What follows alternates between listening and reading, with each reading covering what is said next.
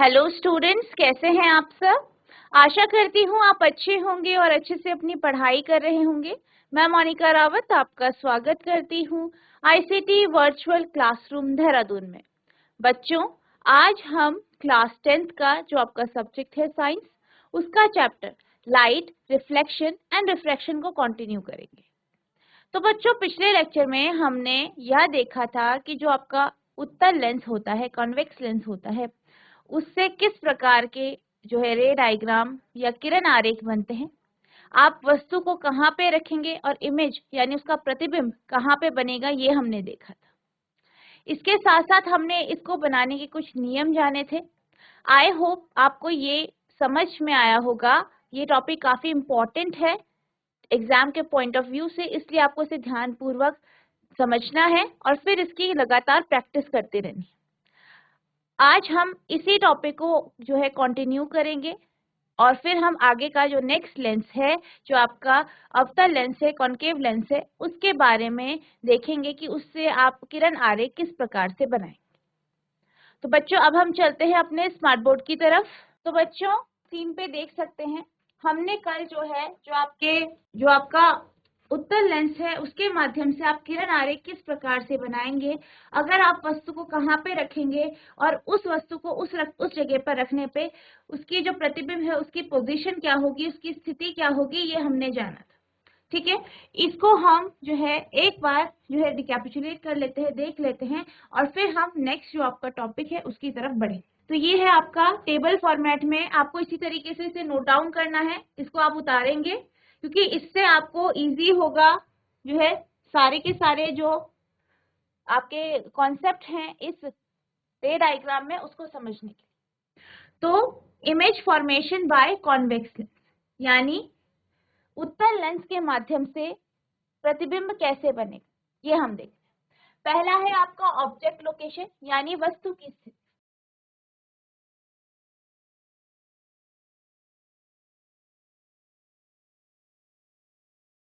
वस्तु की स्थिति।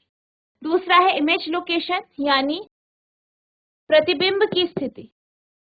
ठीक है, प्रतिबिंब की स्थिति। इसके बाद इमेज नेचर, यानी जो है प्रतिबिंब का प्रकृति। और चौथा है इमेज साइज, यानी प्रतिबिंब का आकार।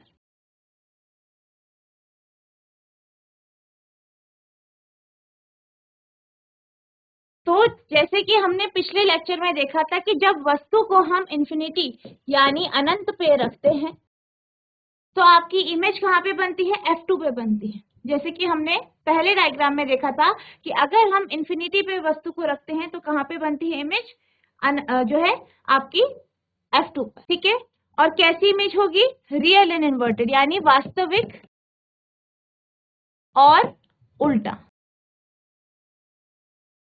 और अगर हम इसके आकार की बात करें तो कैसा आकार होगा, छोटा बिंदु के आकार, यानी डिमिनिश्ड पॉइंट साइज।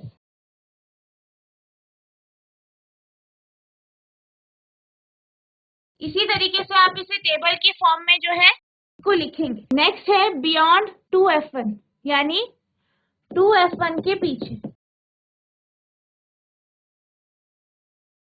तो इस केस में जो प्रतिबिंब बनेगा वो 2F2 और F2 के बीच में बनेगा। ठीक है, 2F2 और F2 के बीच में। अब इस केस में भी जो आपका इमेज का नेचर है, प्रकृति जो है वो कैसी होगी, वास्तविक तथा उल्टी या उल्टा प्रतिबिंब। ठीक है, अब इसके आकार की बात करें तो ये कैसा होगा, छोटे आकार का होगा। नेक्स्ट है 2F1 और F1 के बीच में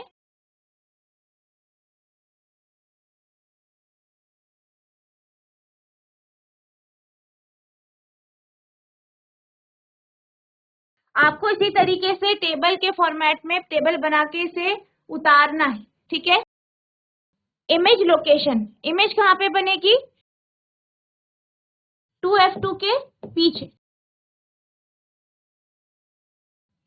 नेक्स्ट है इमेज नेचर, प्रतिबिंब की जो प्रकृति होगी वो कैसी होगी, वास्तविक तथा उल्टा। नेक्स्ट है इमेज साइज, यानी जो इमेज है, प्रतिबिंब है, उसका आकार कैसा होगा, तो उसका आकार बड़ा होगा। आपको बिल्कुल इसी तरीके से टेबल बनानी है और उसे लिखना है, नोट डाउन करना है।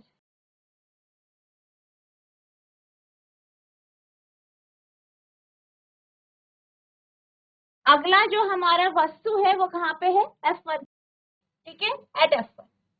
अब यहाँ पे जो प्रतिबिंब बनेगा वो कहाँ पे बनेगा, इंफिनिटी यानी अनंत। अब अगर हम बात करें वस्तु की, जो वस्तु का जो प्रतिबिंब है उसके प्रकृति की, तो कैसा होगा, रियल एंड इन्वर्टेड, यानी इस केस में भी वास्तविक तथा उल्टा प्रतिबिंब हमें प्राप्त हो। अब अगर हम बात करें इसकी आकार की, तो इसका जो आकार होगा वो बहुत ज्यादा बड़ा होगा, इनफाइनाइटली लार्ज, या आप कह सकते हैं हाईली एनलार्ज, यानी बहुत बड़ा। तो यहाँ पे आपका आ जाएगा आकार में बहुत बड़ा। अगला है एट 2F1, यानी 2F1 पर। नेक्स्ट है कि जो आपकी इमेज है, जो प्रतिबिंब है, वो कहाँ पे बनेगा, एट 2F2, यानी 2F2 पे आपकी जो है इमेज बनेगी। इसकी अगर हम प्रकृति की बात करें तो इसकी प्रकृति कैसी होगी, रियल एंड इन्वर्टेड, यानी वास्तविक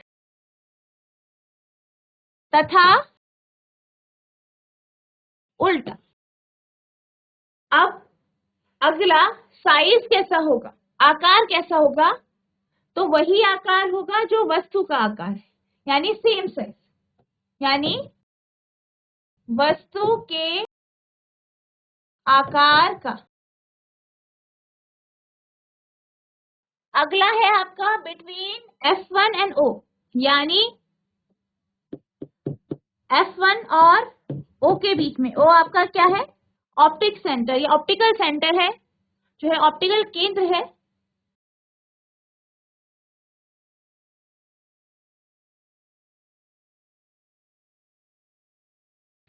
अब प्रतिबिंब कहाँ प्राप्त होगा, on the same side as the object, यानी जिस तरफ वस्तु है उसी तरफ प्रतिबिंब प्राप्त होगा।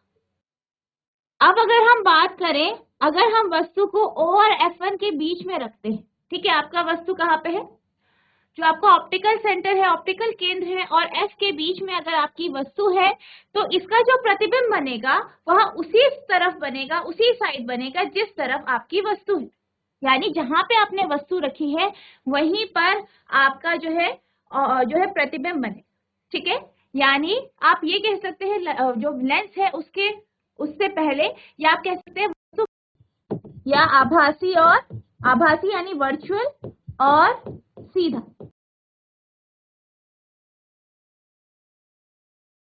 नेक्स्ट है, अगर हम बात करें इसके आकार की, यानी जो प्रतिबिंब होगा उसका आकार कैसा होगा, उसका साइज कैसा होगा, तो कैसा होगा, एनलार्ज, एनलार्ज यानी बहुत बड़ा, या बड़ा लिख सकते हैं, एनलार्ज होगा। तो इस तरीके से आपको जो है टेबल फॉर्म में इसको लिखना है, ये आपके लिए लर्न करने के लिए काफी आसान हो जाएगा। अब हम बात करते हैं जब हम वस्तु को F1 और O के बीच में रखते हैं, यानी जो आपकी 6th कंडीशन हमने पढ़ी थी, इसके बारे में हम बात करते हैं। हमने ये तो देख लिया था कि किस तरीके से अगर आप जो है F और O के बीच में किसी वस्तु को रखते हैं तो प्रतिबिंब कैसे हमें प्राप्त होता है, किस तरीके से आप रे डायग्राम बनाएंगे, उसकी हमने प्रकृति देखी थी, उसका नेचर कैसा है, आपका जो आपको प्रतिबिंब यानी जो आपको इमेज प्राप्त होगी वो किधर पे प्राप्त होगी, ये भी हमने जाना। अगर हम इसका एक एग्जाम्पल ले, इसका जो आपका एक उदाहरण है वो आपका मैग्नीफाइंग ग्लास होता है। तो आप ये जानते हैं जो आपका मैग्नीफाइंग ग्लास होता है वो भी आपका किससे बना होता है, कॉन्वेक्स लेंस से, यानी उत्तल लेंस से बना होता है। और इसकी ये प्रॉपर्टी है कि अगर आप जो है किसी वस्तु को इसके पास में रखो, यानी फोकस और O के बीच में अगर आप वस्तु को रखते हो तो उसकी इमेज आपको बड़ी दिखाई देती है और वर्चुअल यानी आभासी दिखाई देती है। इसी प्रॉपर्टी का यूज आपका मैग्नीफाइंग ग्लास में किया जाता है।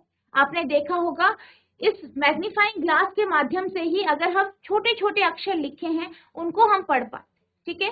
तो ये जो है इसका जो है इस प्रॉपर्टी का उपयोग आपका मैग्नीफाइंग ग्लास बनाने में भी किया जाता है। इसी के माध्यम से आप छोटे छोटे अक्षरों को बड़ा पढ़ पाते हैं। तो ये था आपका कॉन्वेक्स लेंस यानी उत्तल लेंस। अब हम बात करते हैं कॉनकेव लेंस की यानी अवतल लेंस की।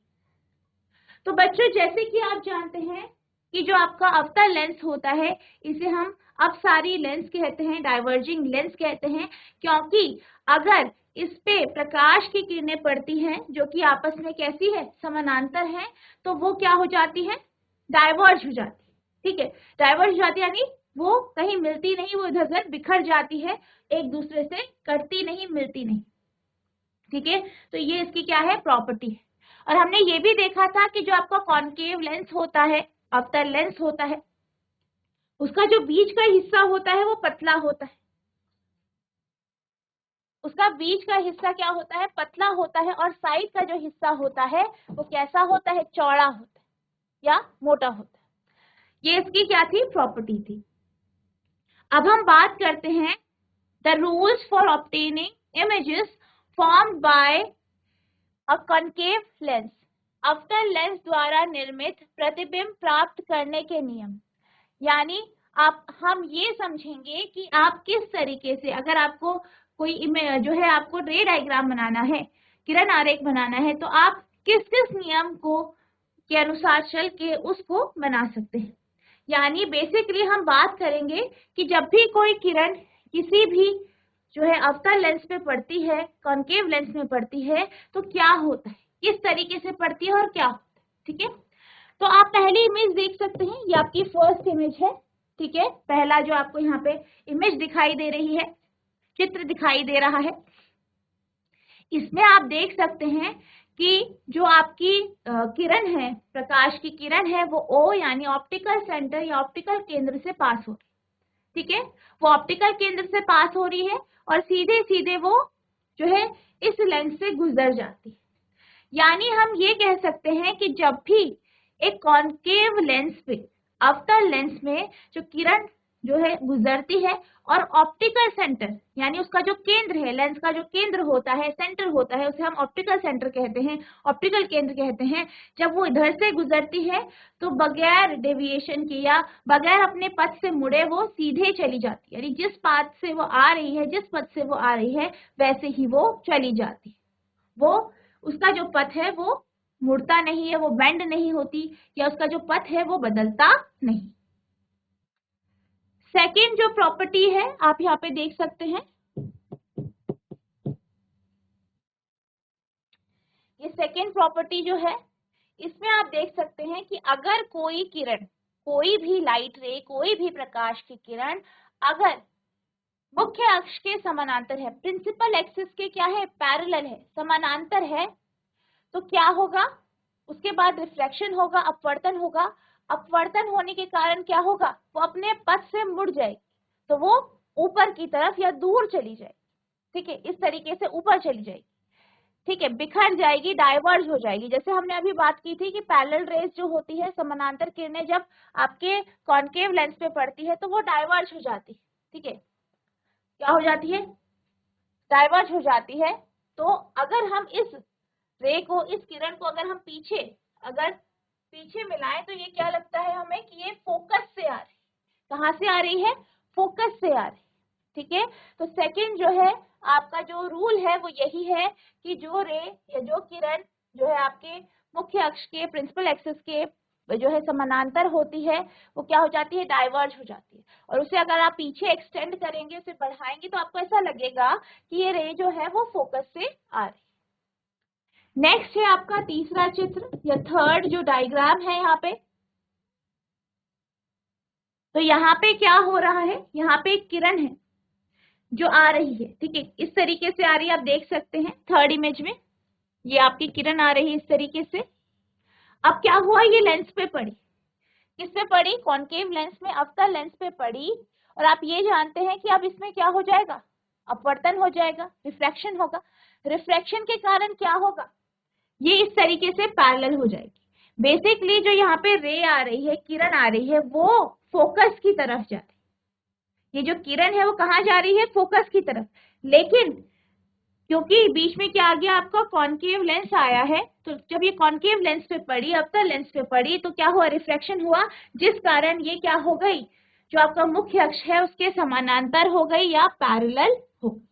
पर ये किधर जा रही थी, फोकस पे जा रही।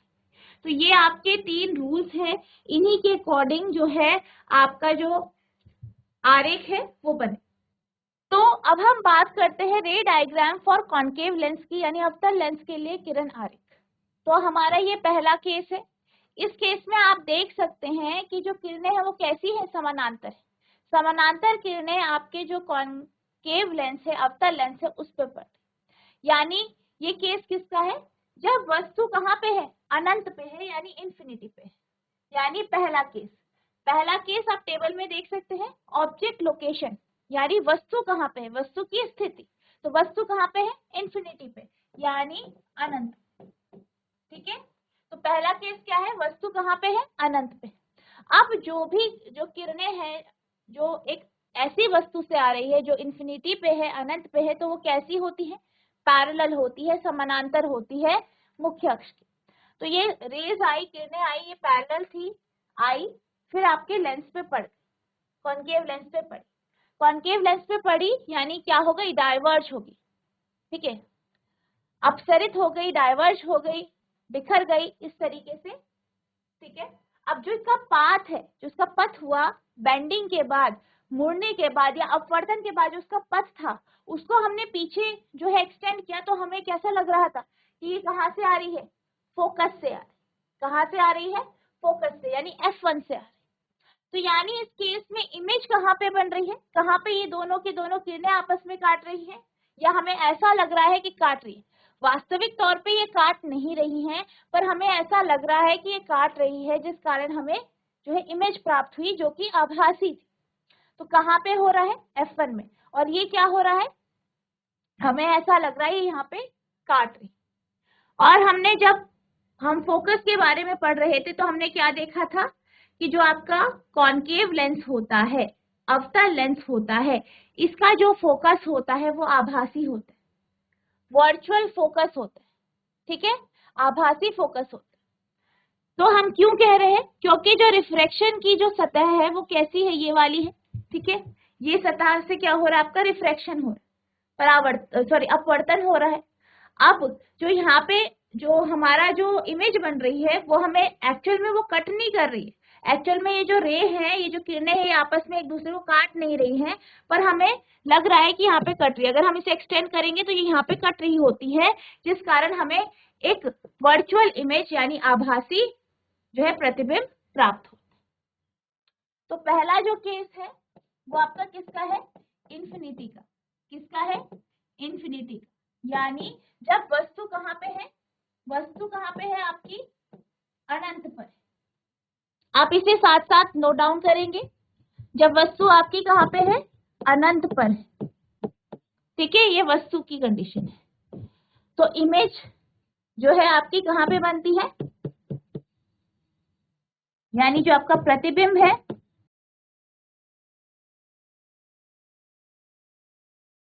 प्रतिबिंब की बात करें तो प्रतिबिंब कहाँ पे बनता है,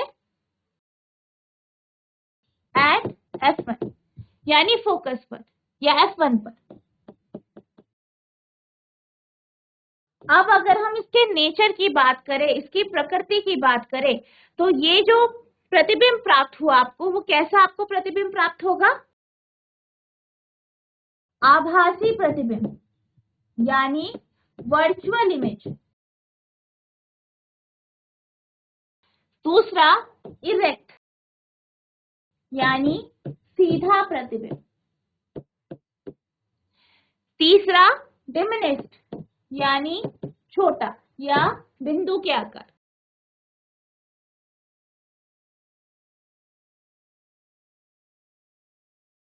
या आप कह सकते हैं बिंदु के आकार का।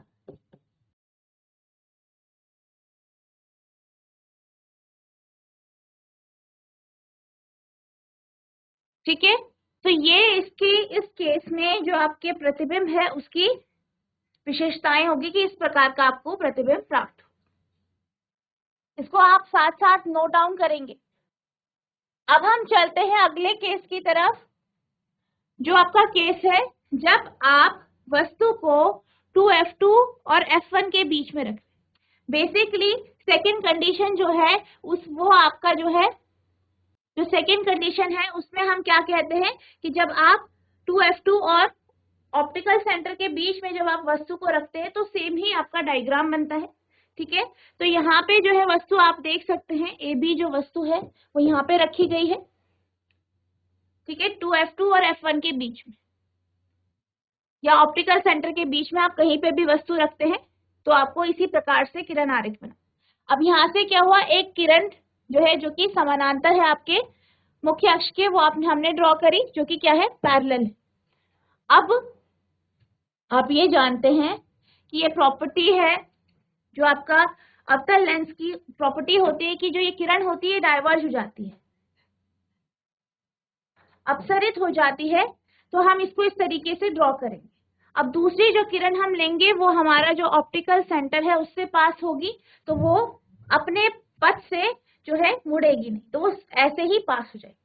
अब आप देख सकते हैं कि ये जो किरण है जो डाइवर्ज हुई है उसे हमने पीछे एक्सटेंड किया, और ये जो दो किरणें हैं वो एक पॉइंट पे मिल रही है जो कि आपका A' पॉइंट है। ठीक है, यानी A बिंदु का जो क्या है, इमेज है, प्रतिबिंब है, और B का आप इस तरीके से बनाएंगे। ठीक है, तो आपको इस केस में कैसी इमेज मिल रही है, आप देख सकते हैं वर्चुअल इमेज। जो आपका दूसरा केस है उसमें आपको इमेज कैसी मिल रही है,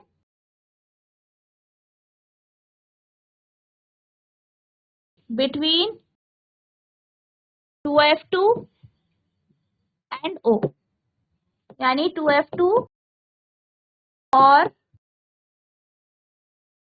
O के बीच में,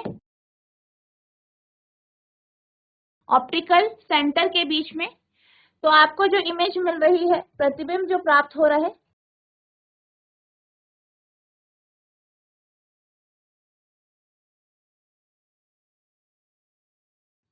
वो है आपका वर्चुअल, क्योंकि यहाँ पे इसके जो ये लेंस इसके आगे बन रहा है और एक्चुअल में जो है इन दोनों किरणों का इंटरसेक्शन नहीं हो रहा है, तो इस कारण यहाँ पे जो आपको इमेज प्राप्त हुई है वो कैसी है, वर्चुअल है, आभासी।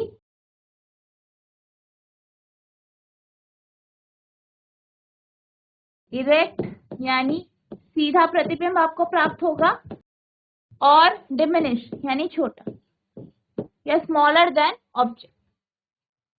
आप यहाँ पे लिखेंगे स्मॉलर देन ऑब्जेक्ट।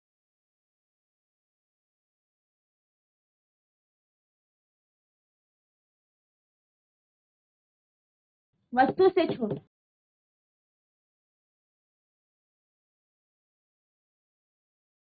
ठीक है, और आपको इमेज जो प्राप्त होगी वो आपकी O और F1 के बीच में आपको प्राप्त होगी, और कहाँ पे प्राप्त होगी, इस लेंस के आगे, जिस तरफ आपने वस्तु रखी है उस तरफ।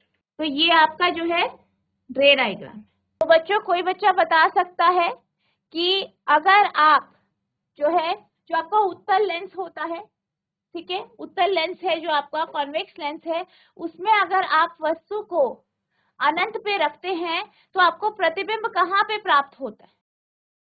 तो बच्चों, जैसे कि आप जानते हैं, जब भी हम इन्फिनिटी पे यानी अनंत पे वस्तु को रखते हैं, कॉन्वेक्स लेंस के केस में, उत्तल लेंस के केस में, तो क्या होता है, हमें प्रतिबिंब कहाँ पे प्राप्त होता है, फोकस पे। यहाँ पे आप F2 देख सकते हैं, ये क्या है, आपका फोकस है, तो हमें यहाँ पे फोकस पे प्रतिबिंब प्राप्त होता है। आपको इन रे डायग्राम को अच्छे से पढ़ना है, इनको प्रैक्टिस करनी है, और किस स्थिति में वस्तु कहाँ पे बनती है, उसका नेचर क्या है, प्रकृति क्या है, उसका आकार क्या है, ये भी आपको अच्छे से लर्न करना है। ये बहुत इंपॉर्टेंट टॉपिक है। तो बच्चों, आज हमने ये देखा कि आपका जो कॉन्वेक्स लेंस होता है, जो आपका उत्तल लेंस होता है, आपके किस केस में कहाँ पे प्रतिबिंब बनता है, ये हमने एक टेबल फॉर्म में इसको जाना, और मैंने आपको ये कहा था कि आपको इसे नोट डाउन करना है, क्योंकि एक बहुत इंपॉर्टेंट टॉपिक है, आपको हर एक केस का पता होना चाहिए, अच्छे से लर्न होना चाहिए। नेक्स्ट हमने जो आपका कॉन्केव लेंस है, अवतल लेंस है, इसके केस में किरण आरेख देखे तथा इनको बनाने के नियम देखे। आई होप आपको ये समझ में आए होंगे। आपको इनको अच्छे से प्रैक्टिस करनी है, ठीक है। और किस स्थिति पे कहाँ पे प्रतिबिंब प्राप्त होता है, उसकी प्रकृति क्या है, उसका आकार क्या है, सब आपको लर्न होना चाहिए, बिल्कुल अच्छे से लर्न होना चाहिए। जैसे मैंने आज क्वेश्चन पूछा, आपको एकदम से आंसर देना है ऐसे क्वेश्चंस का। आप लोग बिल्कुल भी आंसर नहीं दे रहे हैं, बिल्कुल भी रिस्पॉन्स नहीं कर रहे हैं, आप लोग पढ़ाई में बिल्कुल ध्यान नहीं दे रहे। आपको इसको बहुत अच्छे से लर्न करना है, ये बहुत इंपॉर्टेंट टॉपिक है, ठीक है। तो अगली बार से आप इन सब जो मैं क्वेश्चंस पूछूंगी, आपको इसके लिए रिस्पॉन्स करना है। सारे के सारे आपके किरण आरेख जो है आपको अच्छे से याद होने चाहिए। और नेक्स्ट लेक्चर में हम आगे के टॉपिक्स को कंटिन्यू करेंगे। तो बच्चों आज के लिए बस इतना ही, मिलते हैं अब नेक्स्ट सेशन में। तब तक के लिए thank you and have a nice day.